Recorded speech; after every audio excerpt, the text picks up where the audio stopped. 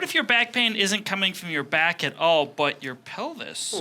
Today we're talking about the anterior pelvic tilt, how to tell if you have it, how it may be contributing to those symptoms, and how to fix it. That's right, and actually we're going to go back in time 9 years. Bob and I did a video that had a really nice explanation and some treatments you can do at home to take care of it. So let's get to it. Are we ready? Well, yeah, you're time traveling. Oh, We're that's here. We're right. in the old video. Yeah, so if you haven't met Dr. Tryan, she's Hello. here today. We're really happy to have her. We're going to get some good information from her as well and all learn something. But as we know, we're going into Yeah. and you're familiar with I've seen this. Yeah, That's why I was backing up. Yeah. Here we go. This is from Dr. who, of course, I charged it up last night. We're traveling in time in the TARDIS. Are you ready? Go. We're ready. Oh! Bob and Brad, the two most famous physical therapists on the internet. So what is an anterior tilt, pelvic tilt? Here's the pelvis on somebody. You know, this is someone, he's facing Brad right now. That's right, yep. And as you look at the pelvis, I'm going to come up towards you, Lonnie. Tell me, right about there. Brad, do you want to show where the two bony landmarks are? Okay, you got the ASIS, this bony spot here, which you can feel right there. Anterior superior iliac spine, we call it ASIS. Right. And then the PSIS, that's back here, which you feel back here, and therapists and chiropractors and everyone else in the medical field that work with us. Those are landmarks that we know quite dearly. Right, and that's the posterior superior iliac spine, PSIS. Very good, Bob. All right, so ideally, you want those two to kind of line up and be level. Right. Correct, Brad? Right. So what I did, Brad, is I took my belt, and I'm going to put my belt right over my ASIS. Yep. And here's my PSIS. Yeah. So how does that look, Brad? Am I fairly level? Yeah, Bob, you're pretty level, all right. Okay. Actually, you got a little bit of a posterior line Posterior there. right now? That may be the belt or Yeah, but so, I'm not quite, right about there is where I'd be. And we're, yep, that looks good, Bob. Okay. I think you're level. So an anterior tilt is when I go like this. yes. The front bone is dropping down. This is the posterior tilt. The Correct. backbone is going down. Right. So if you're showing on the pelvis, this is rotating this way, Anterior. and it's rotating the other way for the posterior. Posterior, right. And I think the concern with the anterior tilt is that you're jamming your facets together, right? You're jamming your back together. And People maybe think that's bad. causing stress and creating pain. And I think this is a little controversial from, therapist to therapist or different disciplines. So, Well, this is my source. I have a good friend, Dennis Zaharko, who wrote a textbook, and I'll put the name of the textbook What's his down below. name? Dennis Zaharko. Zaharko, that's Yeah. quite a name. Kind of one of the texts on posture. Sure. And he kind of blew this all out of the water. Very few people have an anterior pelvic tilt. I've known one. He was one of my instructors. Okay. This is a surprise you were talking Yeah, this about. is the surprise. Most people either don't have an anterior tilt, or they might even be a little bit posterior. There's something else that maybe makes it appear that way. Right, and that's what we're going to talk about right now. All right, so the average person, or a lot of people, sit with a posture like this, but they also stand with a posture that's similar to this. Now, normally, if you have a plumb line, it should go through your shoulder, your hip. Here, we'll use one. Yeah, there we go. If you have pretty good posture, it's going to go through your shoulder, your hip, and through, is it through the front of the knee? I think it's right through the kneecap, isn't it? Right. Well, we're not going to get too detailed. Yeah. You got to be upright and But tall. most people are like this, Brad. Yeah. They're locking their knees, their hips are thrust forward, and their knee hips are locked into extension. Right. They're rounded out. They're also rounded out here, Brad, the thoracic area, and they're like this. It's just head forward. Poor posture. Yep, this is typical posture. And when people see this, especially like, give me a little bit of a belly here, Brad, or let's say I'm pregnant, they see this and they think that my back is hyperextended or it's got an anterior tilt. Right, because the relationship to the two, so it makes you appear like the anterior tilt, but really it's... But if you look at this, Brad, this is completely level, Sure, isn't it? right. I mean, I'm leaning back like this. I'm not like this. This is what would be an anterior tilt. Really exaggerate that. But they're leaning back like this, so it looks like you have an anterior tilt, and you don't. Sure. So this is the problem, because what happens is you're going to start giving you some pain in your mid-back. And the thing about mid-back pain, you don't feel it in your mid-back. You feel it in your low back. Sure. A lot of times pain, refers. Do you mind turning around just real quick, Brad? Oh, sure. Pain, or a problem here usually manifests itself by giving you pain here. Pain in your low back will often go either in the low back and into the butt. Right. So a lot of people are surprised. They go, I got low back pain and it's here. And I'll start looking up here right away, Brad, Sure. because that's usually quite often where it is. So what you're going to want to do is you're going to want to correct your posture, especially your standing posture, Brad. So what's a good way to work? Here's some of the tips, Brad. First off, don't stand with your knees locked. Always keep your knees a slight little bit of a bend. Okay. So if you stagger your stance a little bit, that can help? Yep, that's the first. The second thing you want to do is you want to stagger your stance. You're going to put one foot slightly in front of the other.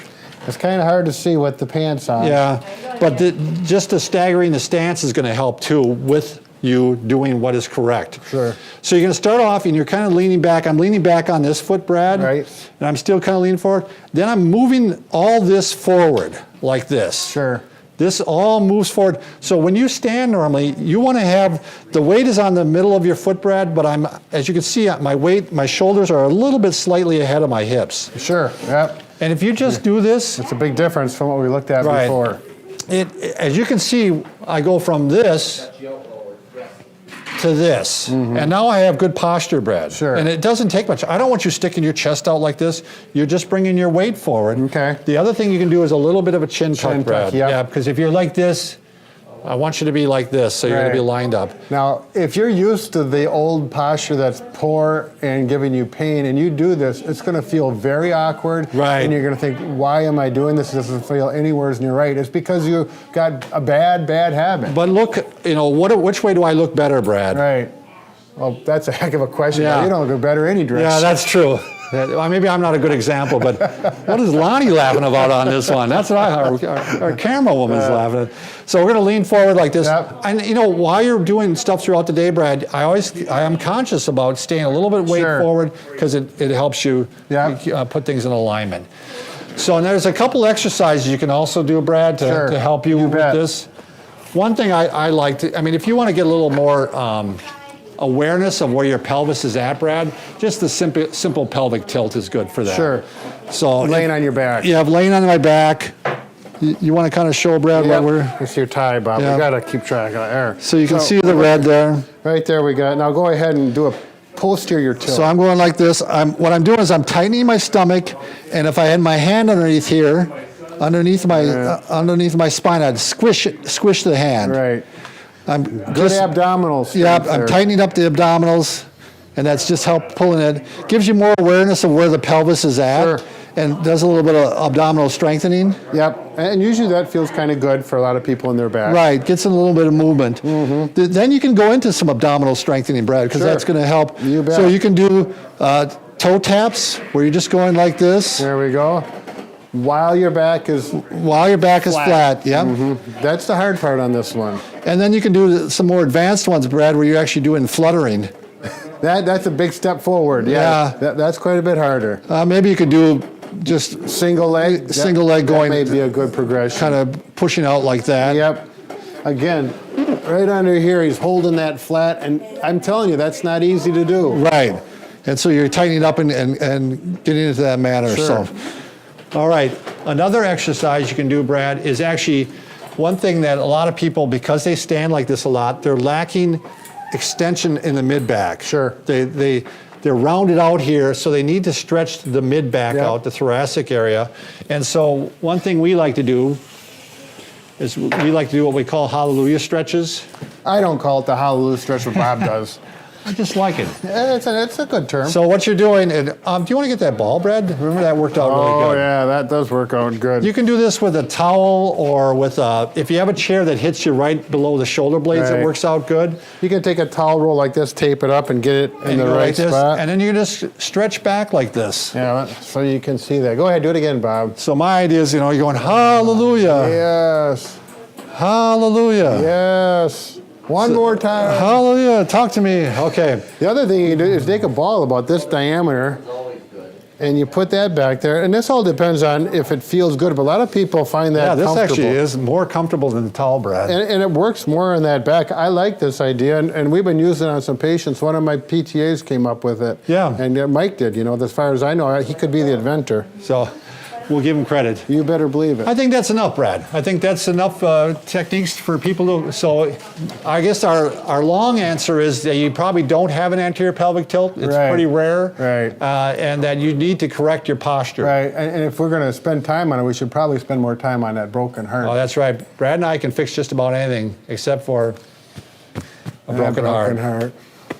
We probably break a lot of hearts. Thanks for watching. Whoa! Welcome back. And we're back. Woo! That was a tough landing. Well, the charge went down a little bit on the way back, so I had to manually work with it. So things are going good. Are we going to talk a little bit more about this anterior tilt and how we're going to work with the posture in the thoracic area? Yeah, we're going to address the thoracic area. So you got plenty of stretches and exercises and understanding now, but there's one tool you can try using called a posture pad that Bob Brad actually developed years ago, and we're going to show how you can use this to work on some thoracic extension. Brad, you're probably the master at showing this. Do you want to demo it? Yeah. Yeah. Let's have you demo it. So, Adrian, you want to stand up, turn around, Sure. just to make sure This way? everyone's clear on the thoracic area. It's from here's the lumbar, here to here, and this is the part where you want to mobilize and get that rounded out and get it so you straighten up. It's great for posture. So the posture affects, everything works together. Pelvis, posture, thoracic area. How does that go?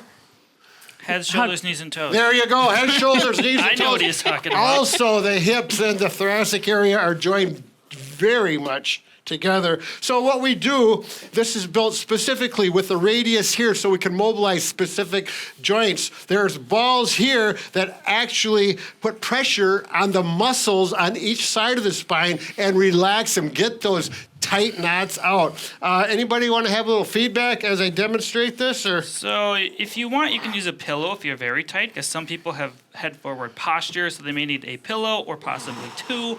And you can see as Brad is laying on this, he's not using any tennis balls. And now he's going into thoracic extension just using the posture pad. It's foam, so it's soft and not too aggressive. And then he can ditch the pillow as he needs. You don't have to put your arms overhead, but you can, depending upon your shoulder mobility. But he's just kind of working that area. And then if you want to get more muscle knots, some trigger points, you can use the tennis balls. That's right. They are color-coded. The blue tennis balls are a little more dense than the light blue ones. I'm going to put two of them in here, and they're going to get between my shoulder blades. What's the muscles there between the shoulder blades? Your paraspinals or your rhomboids? Or the which ones are rhomboids. the rhomboids? Yeah. Ooh. Now I can definitely feel those tennis balls working in. There's a little bit. We got to go with the light blue ones, a little softer, because I'm a little sensitive. You know what I'm saying? Oh.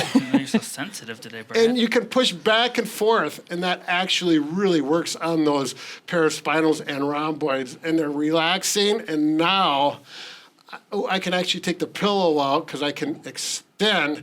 There we go, a little cavitation. Now, Brad's got pretty decent thoracic mobility there, but some people may be very tight, so take your time with this. I work this exercise at least 3 days per week, so I'm trying to maintain it. So when I get old someday, I don't want to be hunched over. Yeah, someday. And then you can mess around with the ball placement, where each ones are. You can switch, mix and match, try whatever works for you. Yeah. But it's a pretty handy little product deal. It is. You can also, if you really can't handle the floor, that's the most optimal position because gravity's pulling you down. You can try it on a bed, but if it's too soft, it may not work as well.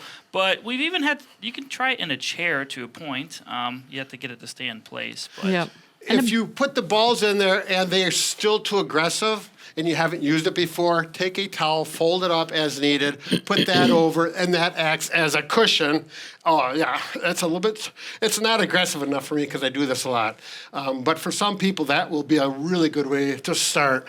Right. And doing it on a bed might be a good way to start because it would be less aggressive, right? Absolutely. yeah, some people can't And you get to can the build up floor. over time. You could put it in bed with you and sleep with it so that when you wake up, you remember. not a very then you good remember pillow. that you It's should right use there. it because in the Yeah. morning, if you're not very like me, I'm not alert. It'll be a little memory, and it's just Yep. one of those things. Anyway, give those all a try. Now, if you think you actually have anterior pelvic tilt, or someone told you you did, a therapist or a doctor, you can click the video link on the screen because this video takes a different approach, looking at your hip flexors, other tight muscles, and how to release those. That's right. Very good. What any other comments, Dr. Tryan? I think that's good. I like the options for videos and Very yeah. good. All right. Have a good day and be careful with your anterior pelvic tilt. Bob and Brad, the two most famous physical therapists on the internet.